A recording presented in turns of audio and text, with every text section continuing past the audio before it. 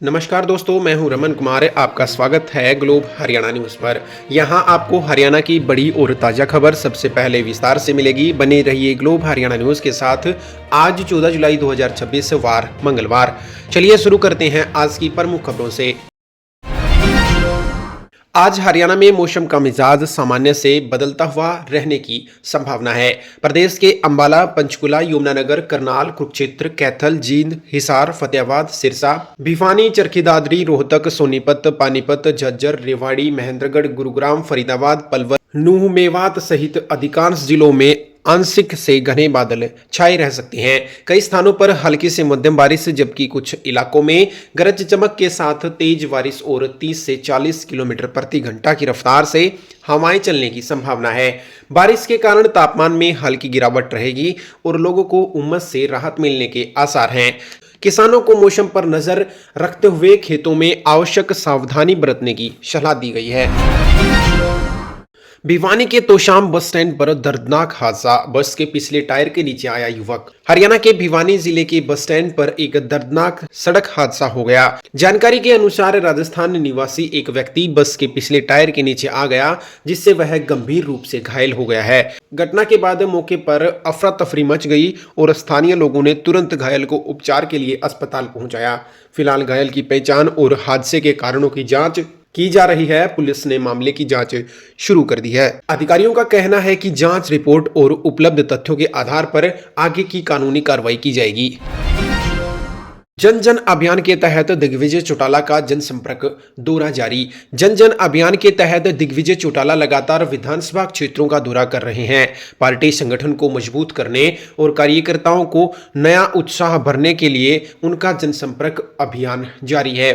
इस दौरान वे कार्यकर्ताओं और स्थानीय लोगों से मुलाकात कर उनकी समस्याएं और सुझाव भी सुन रहे हैं। पार्टी की ओर से बताया गया है कि यह अभियान प्रत्येक विधानसभा क्षेत्र तक पहुंचेगा। जनसभाओं, बैठकों और जनसंपर्क कार्यक्रमों के माध्यम से संगठन को बूथ स्तर तक मजबूत करने का प्रयास किया जा रहा है। आने वाले दिनों में दिग्विजय चौटाला का यह दौरा विभिन्न हलकों में जारी रहेगा।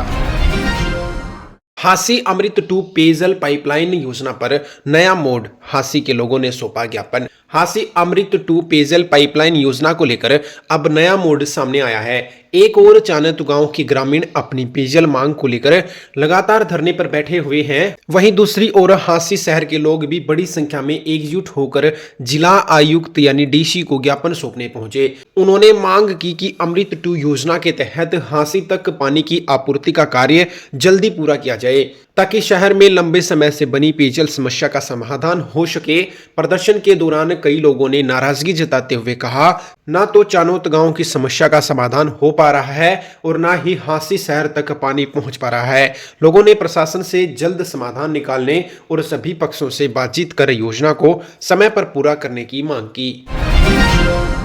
जंतर मंतर पर सोनम वांगचुक का अनशन जारी, स्वास्थ्य को लेकर बड़ी चिंता। देश के जाने माने पर्यावरणविद और सामाजिक कार्यकर्ता सोनम वांगचुक का दिल्ली के जंतर मंतर पर अनशन जारी है। जानकारी के अनुसार वे पिछले कई दिनों से युवाओं के जुड़े मुद्दे पर शांतिपूर्वक प्रदर्शन कर रहे हैं। लंबे समय से अनशन जारी रहने के कारण उनके स्वास्थ्य को लेकर चिंता जताई जा रही है। समर्थक लगातार उनकी चिकित्सकीय निगरानी की मांग कर रहे हैं। इस दौरान विभिन्न राजनीतिक दलों के कुछ नेता, सामाजिक कार्यकर्ता और समर्थक उनसे मिलने पहुंच रहे हैं। वहीं प्रदर्शनकारियों की ओर से सरकार से वार्ता कर मांगों को पूरा करने की अपील की जा रही है। फिलहाल संबंधित पक्षों के बीच बातचीत और आगे की स्थिति पर सभी की नजर बनी हुई है। 17 जुलाई को प्रधानमंत्री नरेंद्र मोदी के प्रस्तावित दौरे की तैयारियां तेज। 17 जुलाई को प्रधानमंत्री नरेंद्र मोदी के प्रस्तावित हरियाणा दौरे को लेकर प्रशासन और सरकार ने तैयारियां तेज कर दी हैं। कार्यक्रम को सफल बनाने के लिए विभिन्न विभागों को आवश्यक जिम्मेदारियां सौंपी गई हैं। सुरक्षा व्यवस्था से लेकर जनसभा स्थल तक सभी व्यवस्थाओं को अंतिम रूप दिया जा रहा है। मुख्यमंत्री नायब सिंह सैनी भी लगातार तैयारियों की समीक्षा कर रहे हैं। जनसभा को सफल बनाने के लिए संगठन व प्रशासन के साथ बैठक कर रहे हैं। वहीं जींद शहर में सड़कों की मरम्मत, साफ सफाई, रेलवे स्टेशन के सौंदर्यीकरण और अन्य विकास कार्यों में तेजी लाई जा रही है। प्रशासन का लक्ष्य है कि प्रधानमंत्री के दौरे से पहले सभी तैयारियां समय पर पूरी कर ली जाएं।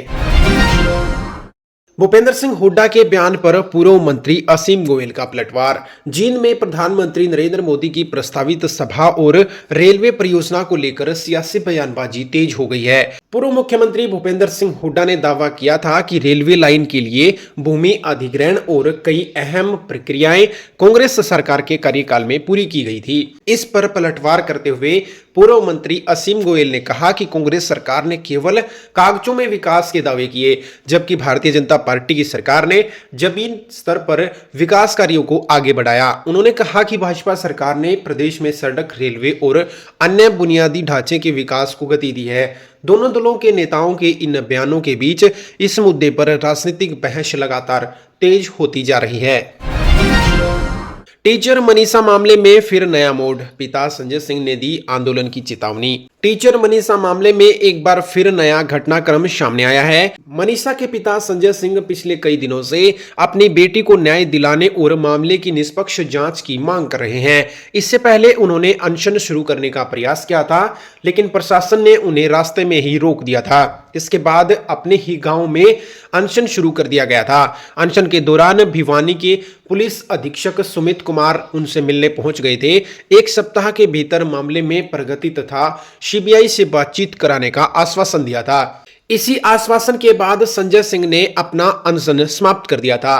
अब एक सप्ताह की अवधि पूरी होने के बाद संजय सिंह ने फिर एसपी से मुलाकात की। मुलाकात के बाद उन्होंने दावा किया है कि एसपी ने उनके सामने सीबीआई अधिकारियों से बात की और उन्हें दिल्ली आकर चर्चा करने के लिए कहा गया है। संजय सिंह ने कहा कि वह सीबीआई को अधिकतम 20 दिन तक का समय देने के लिए तैयार हैं। उनका कहना है कि इस अवधि में मामले में ठोस प्रगति नहीं आती है तो वे फिर बड़ा आंदोलन शुरू करेंगे। उन्होंने कहा कि न्याय में अत्यधिक देरी पीड़ित परिवार के लिए बेहद कठिन है, इसलिए जल्द निष्पक्ष जांच और उचित कार्रवाई होनी चाहिए। तो दोस्तों, फिलहाल के लिए बस इतना ही। आप देख रहे थे ग्लोब हरियाणा न्यूज। मैं हूं रमन कुमार। फिर मिलेंगे कोई नई खबर, नई अपडेट के साथ। तब तक अपना और अपने परिवार का ख्याल रखिए। आपका दिन शुभ हो, स्वस्थ रहें, खुश रहें। नमस्कार।